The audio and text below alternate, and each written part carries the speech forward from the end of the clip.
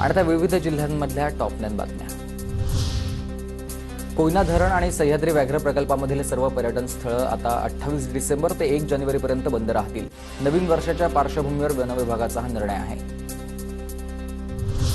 2 जानेवारीपर्यंत सप्तशृंगी देवीचं दर्शन 24 तास सुरू राहील। श्री सप्तशृंगी गडावर येणाऱ्या भाविकांची गर्दी लक्षात घेऊन मंदिर संस्थानचा निर्णय। धुळे वाशिममध्ये गेल्या 2 दिवसांपासून अवकाळी पावसामुळे शेतकऱ्यांचं मोठं नुकसान। पंचनामे करून नुकसान भरपाई देण्याची मागणी आहे। गेल्या काही दिवसात राज्यात असलेल्या ढगाळ वातावरणाचा फळबागांना फटका बसलाय। मंगू रोगामुळेच मराठवाड्यामध्ये मोसंबी उत्पादक चिंतित आहेत, तर अवकाळी पावसाचा आंब्यावर परिणाम होण्याची भीती कोकणातील बागायतदारांना आहे। नंदुरबार जिल्ह्यात ढगाळ वातावरणाचा रब्बी हंगामाच्या पिकांना फटका बसलाय। हरभरा, मका आणि रब्बी या ज्वारीवरती अळीचा प्रादुर्भाव पाहायला मिळतोय।